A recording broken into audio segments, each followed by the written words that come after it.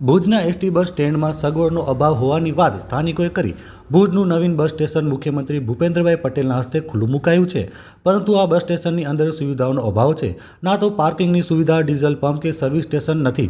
જાહેરમાં બાંધકામ કરાયું છે, કોઈ જગ્યાએ નિયમોનું પાલન નથી, ના તો કોઈ જગ્યાએ માર્જિનની જગ્યા છોડવામાં નથી આવી અને બાંધકામ પણ નબળું હોવાની વાત મુખ્યમંત્રી સમક્ષ મીડિયા મારફતે સ્થાનિકોએ અવાજ ઉઠાવી રાવ કરી હતી।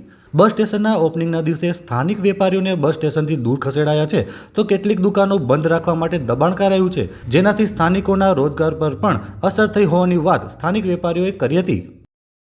મારું નામ વિનોદભાઈ ઠક્કર, ભુજનો રહેવાસી છું। અત્યારે ભુજને બસ સ્ટોપ મળે છે, બહુ સારામાં સારી વાત છે, સરકારનું સારામાં સારું પગલું છે।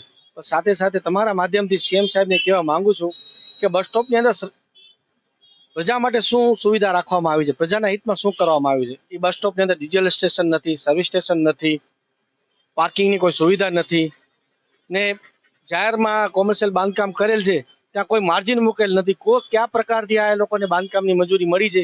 આપણે ભૂકંપ ફાઈ ઝોનમાં રહી છે, જગજાહેર છે કે આપણે 2001માં ભૂકંપ આવી ચૂક્યો છે, તો આવી મજાક મસ્તી શું કામ કરવામાં આવી છે એ સમજાતું નથી। બીજું કે બસ સ્ટોપને આજે 3 દિવસથી જાહેરાત આવે છે, બસ સ્ટોપનું ઉદઘાટન છે, બસ સ્ટોપ છે જ નહીં। આ માત્ર ને માત્ર પિકઅપ સ્ટેન્ડ છે 15 બસનું। બસ સ્ટોપ કેને કહેવાય મને લાગે છે કોઈને ખબર નથી લાગતી, બરાબર છે। બાકી હું 3 દિવસ છાપામાં આવે છે એટલે ગોતું છું કે બસ સ્ટોપ છે ક્યાં। ધોરા દિવસે પણ દીવો લઈને બસ સ્ટોપ ગોતો પડી હાલત છે, આગળ આવી જર્જરિત દુકાનો છે અને બનાવવામાં આવ્યું છે। ભુજનો અત્યારે બસ સ્ટોપનો બાંધકામ એકદમ નબળું છે। અમે 4 દિવસ પહેલા પણ એની ટેરેસના ફોટા વાયરલ કર્યા હતા અને એને મેનેજમેન્ટના પણ ફોટા વાયરલ કર્યા હતા કે નીચે પાણી આવે છે, ઉપર ટેરેસમાં પાણી આવે છે। મતલબ કે આ ભુજનો બસ સ્ટેન્ડ આજે મોરબીનો બીજો ઝૂલતો પુલ છે। પ્રજાને એ પણ જોવું જોઈએ, સીએમ સાહેબને એ પણ જોવું જોઈએ।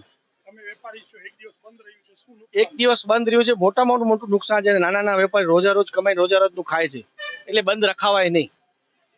આજે બધા વેપારીઓને હેરાન કરવામાં આવે છે કે બસ સ્ટોપ ચાલુ થાય છે, બસ સ્ટોપ ચાલુ છે। છેલ્લા 8 દિવસથી બધાને હેરાન કરવામાં આવ્યું છે। ટુરિઝમ ક્ષેત્રના કારણે જે ધંધો છે, વેપાર છે, આ લોકો અત્યારે બધું બંધ કરાવીને બેઠા છે। મારી પણ ત્યાં એક દુકાન આવેલી છે, પાછી મને પણ બંધ રાખવામાં આવી।